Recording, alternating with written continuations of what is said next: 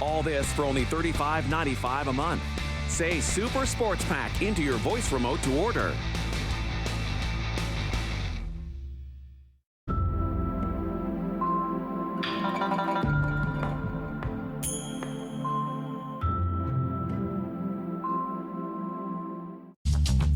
This program is brought to you by Ignite TV. Now you're in command. Visit Rogers.com for more details.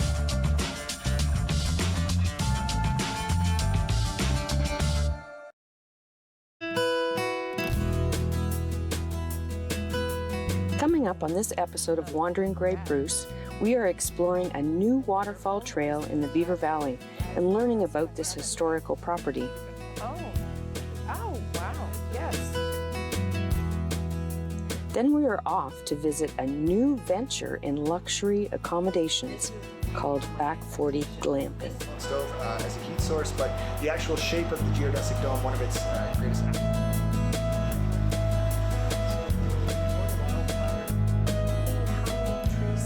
The old arboretum that we just...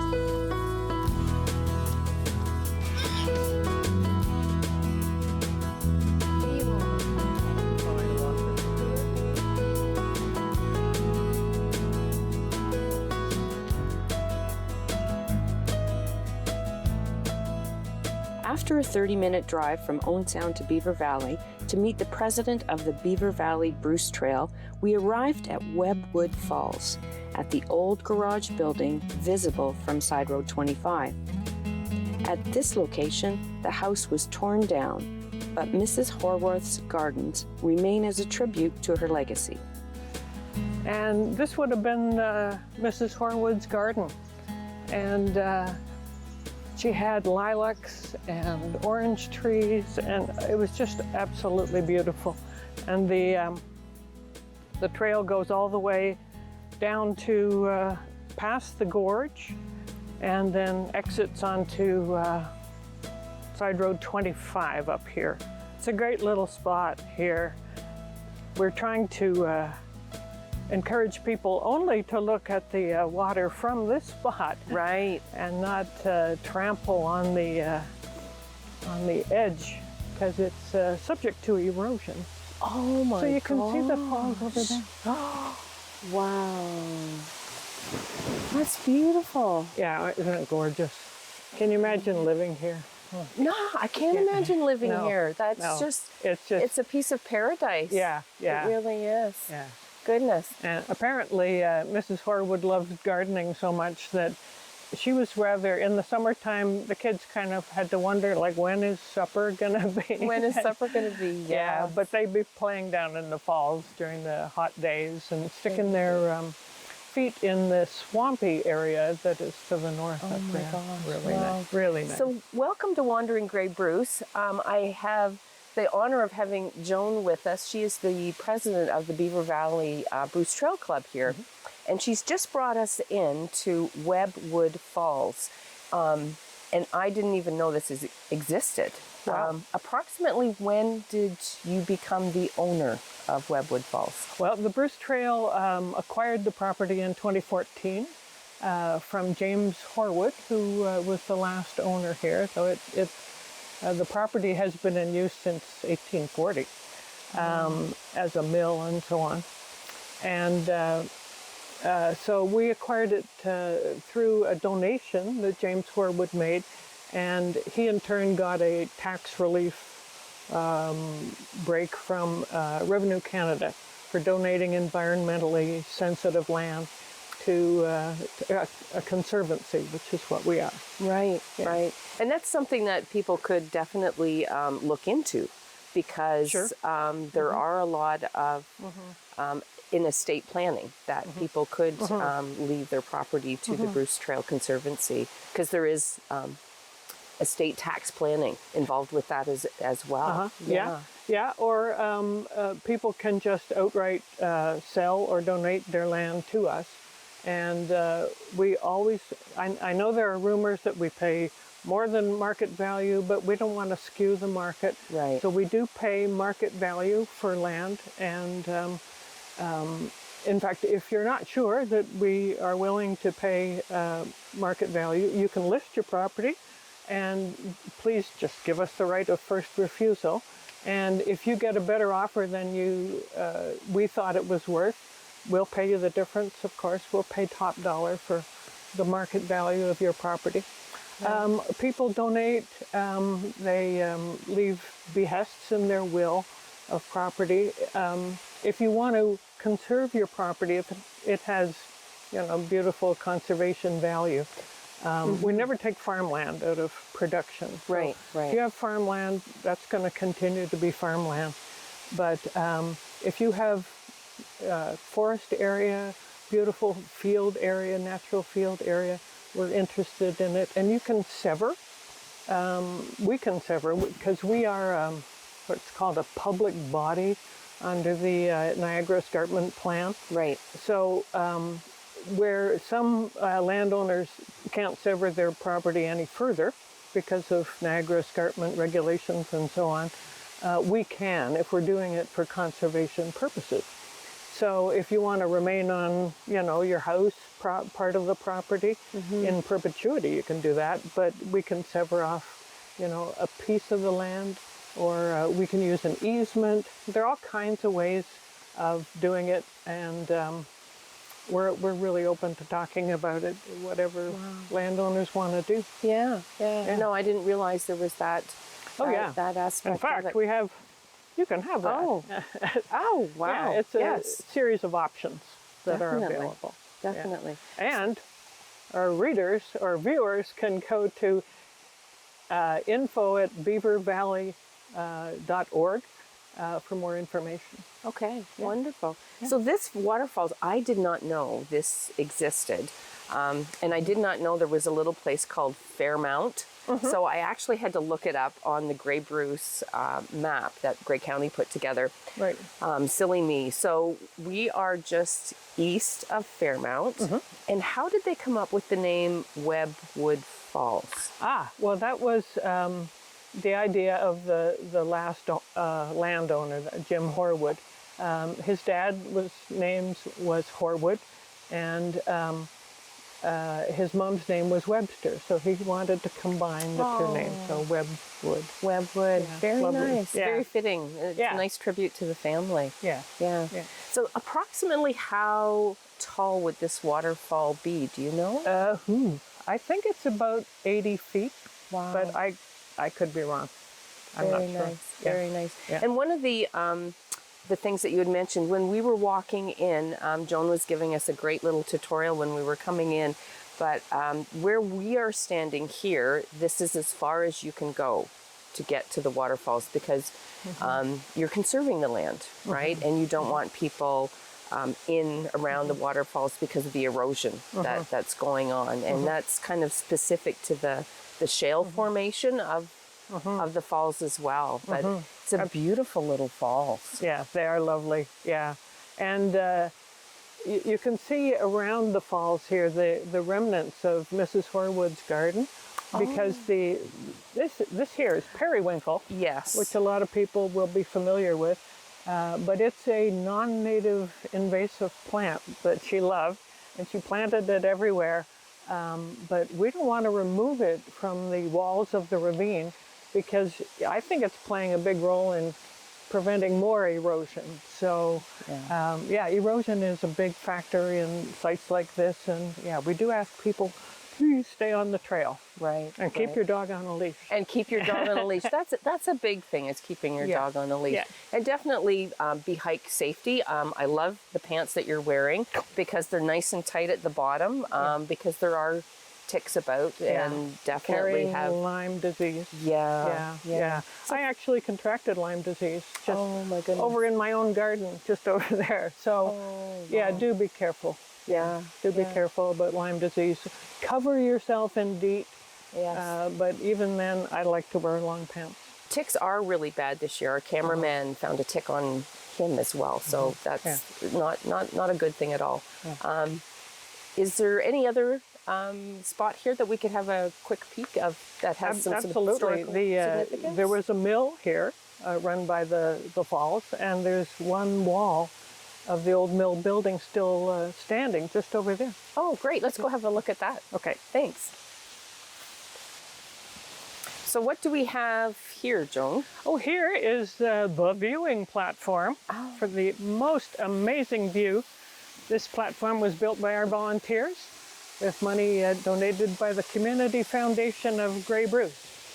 And Beautiful. It's a pretty great view. That's an amazing view of the falls. I love how it drops to that first kind of plateau and then comes off. Yeah, and you can see the layers of rock that are that make the escarpment so famous. Yes, yeah. Yeah. Beautiful view. Yeah. Okay, on to the grist mill. Okay.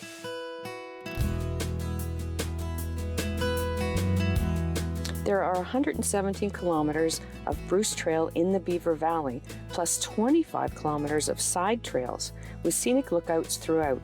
Be sure to visit Epping Lookout, Old Baldy, and Eugenia Falls while you are here. The Beaver River at the base of the valley is a great spot for beginner canoe and kayakers alike. You can easily take a weekend to explore and experience the history of this valley. So we have now moved from the west side of the falls to the east side of the falls. So explain the wall that's behind us. This wall is the last remaining wall of a mill that existed since the 1870s. It was actually the biggest mill in the area, producing flour for the farmers who lived in the area. And in fact, Rockland, just down the road, was the biggest center of commerce in the local area with a hotel, a post office, telegraph. Very big business in Rockland back in the day. And this was the biggest mill in the area back in the day. Amazing. Yeah. Amazing. But the property changed hands several times from the original Knott family of the area. Okay. And unfortunately, in 1921, there was a massive spring runoff, and the dam here that existed was destroyed. And you can see parts of it actually at the bottom of the falls to this day. Wow. Yeah. But it continued to grind a little bit of flour, even without the dam, for many years after that. And then finally, the Horwood property, the Horwood family took over the property, and then the rest is history with the Bruce Trail. With the Bruce Trail, now owning it. So how can people learn more about the Bruce Trail, like and places to go hiking? Right. Well, you can go to brucetrail.org on the web, and there's lots of great information there. The Central Hike Registry is there, so if you want to, if you live, say, in the Niagara region and you want to go hike up at Tobermory at the top, right? You can go on the website and you'll see organized hikes that you can sign up for on their website. How to prepare for a hike. If you're going alone, do know what you're doing. Hopefully you have a map. You can download maps from that website for $3 a piece, or you can use the Bruce Trail app. But do come prepared. Bring water. Know where you're going. Have a car at both ends if you're going a long way. Yes. And be careful about parking. This is now, here in the Beaver Valley, a rather popular spot. So sometimes there's no parking available. So have an alternative in mind, right, when you go hiking. Right. Yeah. Yes, and definitely look into memberships. That's how it keeps this going. Yeah. In fact, as I said, we buy property and maintain it, and that takes money. It certainly does. Yeah. It certainly does. Yeah. So definitely look into getting a membership with the Bruce Trail Conservancy. And thank you very much, Joan, for meeting us here at Webwood Falls. And we're going to move on to glamping, so stay tuned.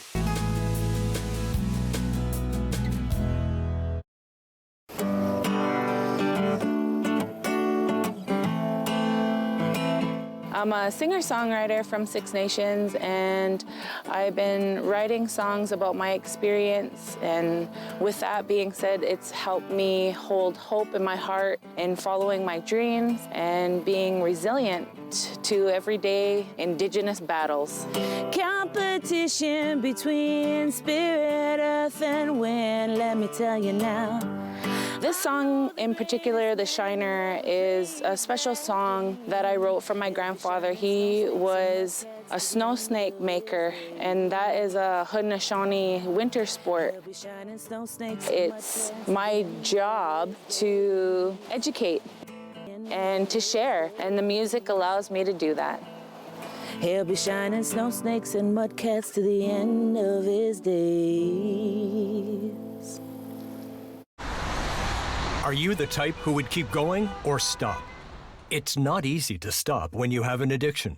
Legalizing cannabis won't stop addiction. It trivializes its consumption. Let's be vigilant. If you need help, visit portage.ca.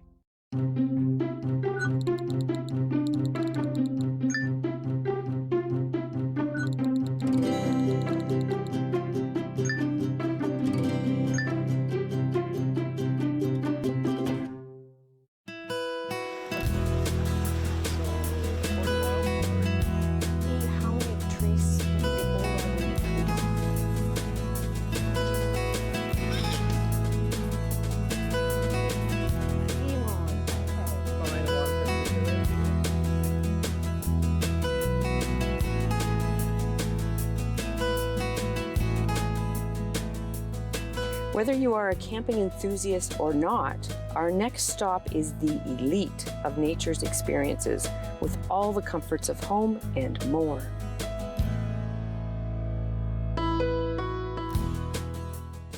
We have arrived at Back 40 Glamping, and we're just in between Woodford and Meaford, just south of Highway 26, and I am thrilled to be here with Scott and Elizabeth. What's behind us here is so cool. I feel as if I'm on the moon, in a sense. Yeah, we're happy to have you here. Yeah, when did this whole project start? Conception, probably about 4 or 5 years ago, but actually groundwork was 3 years ago or so. 3 years ago, my word, all in the middle of the pandemic. Yeah. Yes, yeah, ongoing. This has been a huge task for you guys to get this up and running, and now you're going to be open? Yes. September 1st? September 1st. This is so exciting. Explain glamping. Well, why don't you just say it for yourself? Perfect. Let's go in.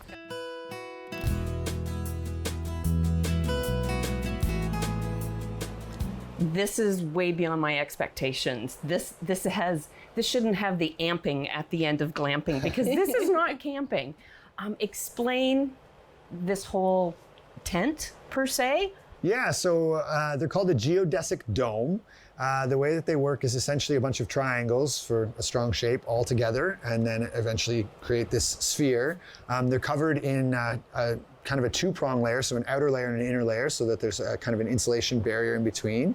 And then you can kind of finish them to however you would like to. So we kind of finished it accordingly as a kind of a high-end hotel room type stay with some nice amenities. Yeah, I never envisioned a two-layer system. So it being insulated, it's a four-season destination then? Yeah, so it will have a pellet stove, wood pellet stove as a heat source, but the actual shape of the geodesic dome, one of its greatest attributes is that it holds heat very well. As heat rises, it's forced to the ceiling and then forced back down, rather than a house where it just kind of can sit at the top in a square room. And that's why the circular shape really helps hold the heat rather than lose it. Then lose it, yeah. And I noticed you've got like a fan running, which is part of the structure of the dome as well, and air conditioning? Yeah. So we have nice. Air conditioning in here. There's a solar fan that sucks out the hot air out the top as the cool air fills up the bottom, which keeps it cool in the summer.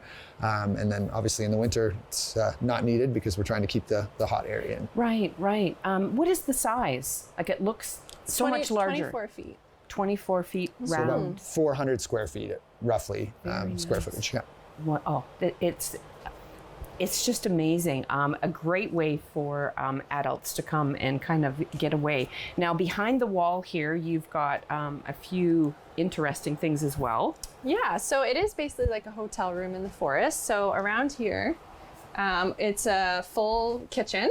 So there's a mini fridge, there's a hot plate, obviously running water, the water's drinkable. We got a toaster oven for warming up meals. Nice. Kettle, coffee, complimentary tea, all from local coffee roasters. We have Good Grief Coffee, and the local apothecary store has their loose leaf tea. And all the cooking stuff that you need if you want to do your own meal instead of going into town to a restaurant. Right, you could stay, and you could also bring in food as well, because you're offering fridge, hot plate, etc. And then on the other side of this, I know that's people's biggest qualms with camping, is that using outhouses, using public facilities definitely is not luxurious. So we made sure to incorporate a 3-piece bathroom into our dome. So this is so cool. It's a rainfall shower head, a flushable toilet. It comes with shampoo, conditioner, body wash, all the same amenities you would have in a hotel, towels, and everything you need to feel at home. This is so neat. Oh my gosh. Yeah, you need to remove the amping off the end of the glamping. You really do. I like that you've got shutters above. So I know in my camping days, when that sun comes up in the morning, it's like a 5:30 alarm clock, right? Yeah. So you can close this all off. Yeah, it definitely doesn't keep out all the sunlight, but it definitely helps shade, and hopefully you can sleep in a little longer and keep that midday sun off of you. This is just fantastic. Now, can we have a peek outside? Sure, as well? definitely.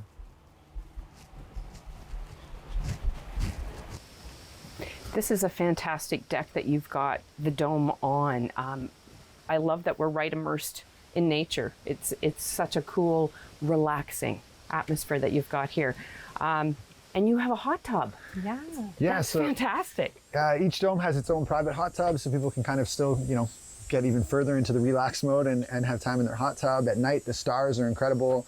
Stargazing from their hot tub or just on the deck, or the fire pit. Each dome will have its own private fire pit as well to enjoy. So wood is provided here, and people get to start their own fire and have a good time outside. Yeah, definitely. And probably from inside you can do stargazing as well if That's the nice thing about the big sky window. You're able to see the stars right from your own bed. Oh, that is so neat. Oh my goodness, yeah. Now, you've also been busy setting up a trail system around all the, you have, I'm sorry, I forgot to ask, 3, 4, how many domes are there? So there's 3 domes right now. We hope to expand to 4 by the new year in 2023. And then by 2025, we hope to have 8. Oh my gosh. Yeah. This would be such a neat spot to come for a special occasion. Yeah, and that's a special venue that you've got here. Yeah, that's what we find. A lot of our guests are celebrating something really special. So an anniversary, a birthday, or a honeymoon. And it's really a neat experience to kind of celebrate life's biggest moments and be able to relax in nature, but not have to give up the luxuries that you have in your own home. Exactly. Yes. You're not sleeping on the ground. No. Exactly. Oh my goodness. You've been busy here. You've got a trail system set up that I would love to have a peek at, and a pond. Yeah, definitely. We can head down there. Wonderful. After visiting the dome, I am so impressed that they have catered to everything you can think of.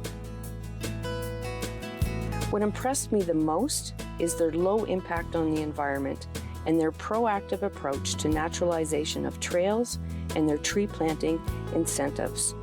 They have it all here. Now, we've just had a short little hike down here to the pond, which is stunning. You've got chairs set out around here so people can come down and relax. Approximately how big is your property here where people can truck around? Yeah, it's just under 26 acres, and there's probably 2 kilometers of trail kind of throughout the property to walk and enjoy, whether it's through the forest or through the fields, kind of through the meadow or down here by the pond. Very nice. Now, what is close for amenities here? If people were planning a stay, what are things that they can go and put in their day with? South Dredgen Bay has such a wide variety of things to do. We're really close to a lot of wineries or breweries, as well as the Bruce Trail goes all throughout this area. We're close to the coastline, so we have a ton of beaches. Blue Mountain Resort and the ski hill is only 30-35 minutes away. And I feel like this area is just booming with small tourist attractions popping up and people running outdoor activities like kayaking and paddleboarding and all that fun stuff. Definitely, there's so many experiences that are being offered now. And I did not realize until I got here that the Tom Thompson Trail is right outside your laneway. It's the south side of the highway. So definitely part of another experience. If someone was doing some biking, they could definitely book here and then have a little piece of paradise instead of doing some hardcore camping on the ground. So this would be a really nice spot to go. Stop along the way, yeah, definitely. Yeah, you have a great location here for a great starting spot for a vacation.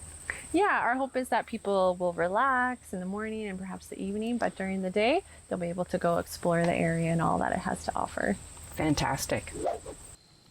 We have had a wonderful tour here at Back 40 Glamping with the McIntosh family. Thank you to Elizabeth, Scott, Alyssa, and Ben. It's been an absolute fabulous experience. How can people book their experience here? So we have a website. It's called back40glamping.com. You can book through there. We release our availability in 3-month blocks. So we're open for the fall season currently and going to be opening for the winter season in September. Wonderful. So get out there, get online, right?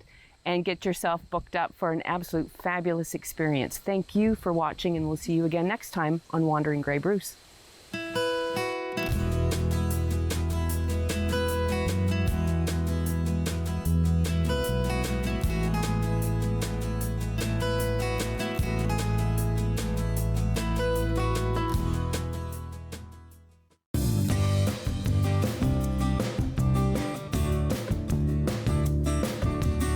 Here at the Ontario Regiment Museum, we maintain, restore, and operate one of the largest collections of military vehicles in the world. All of this equipment actually moves, it operates, and people can experience living history. You can smell, you can see that this is a different type of museum. The tanks actually have mud on them from demonstrations. It smells like a tank hangar, and it's a tank hangar experience. So maintaining a historical operational fleet is a huge challenge, and the older the equipment, the more challenging it is. Sometimes the parts are not available. We have to search all over the world for parts and components, or we have to fabricate them here. For each of these vehicles, from the First World War to those used in Afghanistan, it takes an average of about 4 hours of maintenance and care for 1 hour of operation. So some of the volunteers that are working on the vehicles and helping in the museum didn't serve in the military, but they had a family member or a community member, someone important to them, that has sparked their interest in service and in Canada's military history. So they've developed a passion for that history because of their connection to somebody who served. But we don't call them volunteers, we actually call them members of the museum. And the members are what make things happen here, are what operate the vehicles, maintain the museum, and keep history alive. They are military, ex-military, military families, teachers, cadets, students, anyone who has a passion for military history. One of my favorite vehicles in the collection is not one of the massive main battle tanks, but it's actually the Ferret Scout Car. Not only one of the first vehicles I learned to operate when I joined the museum, but this museum started back in 1980 with only Ferret Scout cars. So it's an important part of our history. We're now not only nationally but internationally recognized as one of the leading tank museums in the world. So we're going to be moving forward, larger buildings, larger displays, and an ever-growing collection.